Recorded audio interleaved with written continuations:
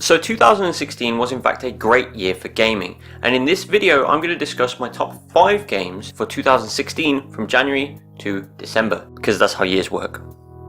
Obviously it goes without saying that this video is subjective. All of these games are games that I have played, that I've enjoyed. They don't have to be your opinion, my opinion may differ from your opinion, but that's okay. I have avoided putting any remasters on this list. I do like those games, there's a few of those that were released that I thought were great, but I wanted to avoid those because they are obviously older games that have come out.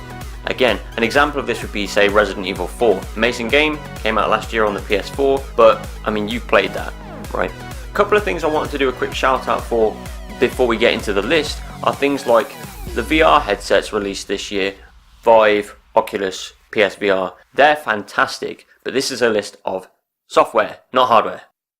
Number 1. My first game on this list is No Man's Sky. Now, my reason for choosing this game is it got a bit of a hard time. Few people sort of slated it after it came out and said, oh, this game's crap, it's not what I expected. Honestly, I followed the news on this one. It was exactly what I expected. I'm not sure what everybody was expecting, but it was great. I really enjoyed it. I had a great time playing it, exploring. There are definitely huge flaws, like huge flaws in this game, but it's a lot of fun. It's just a massive game, like infinitely massive in fact, and you can just go wherever you want and pretty much do whatever you want and have fun doing it. I can understand why people don't like this, but I was obsessed with playing it because I just loved escaping and then escaping some more and flying around and escaping some more. Number 2, Ratchet and Clank. Now this game is sort of a re-release, but it's not, because it's totally reimagined and it's gorgeous. It is the best looking game I have ever played, period. Now that might seem like a bold statement, but it's really true. This is an amazing looking game, and I play PC games, they look fantastic, but this is an example of maybe art direction working with sort of pure pixel pushing to really look good. It looks fucking good.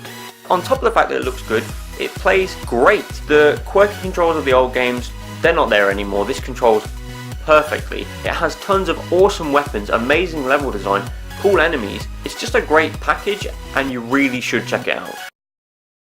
Number 3. My third game on this list is Tom Clancy's The Division. Now I was in on this game since the day it was announced. This game took ages to come out and it didn't look quite as good when it came out as it did when it was announced, but it was so much fun. I loved the environment, I loved the city that you could go around. It did turn out to be a little bit boring in the city, but it was just so good and the multiplayer was amazing. I could feel my heart pounding when somebody went rogue and I had to like either chase them down or I went rogue and people were chasing me down. That was insane, and that's why it's number 3 on this list. Number 4, Overwatch. No surprise there, everybody loves Overwatch, but there's a good reason for that.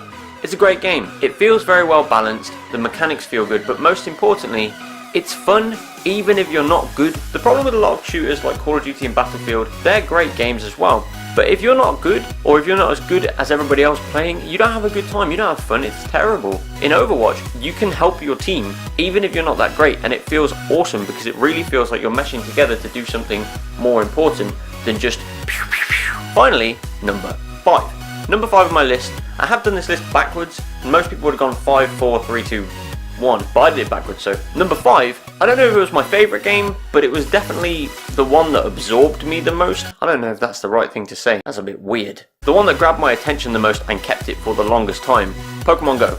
Yes, a mobile game, but everybody was obsessed with Pokemon Go for a small amount of time. I, to an extent, am still obsessed with it. I still play it quite a bit, not as much as some people, but I mean this game was everywhere. And I don't just mean everywhere on everybody's phone, I mean it's literally, if you walk out your door, it uses maps. This game is everywhere. Like, we all played Pokemon when we were kids. We all did. I don't care who you are, you did. And this is kind of like the culmination of everything up to this point with technology. And it's just saying, hey, what would be an amazing idea? Pokemon everywhere. Well, there you go. Pokemon everywhere. Woohoo! It's just fucking good. It's really fucking good. So that was my top 5 games of 2016. I will be doing a top 5 most anticipated games of 2017, which will be up shortly. Let me know what your top 5 games were for 2016 in the comments, and I'll catch you in the next video.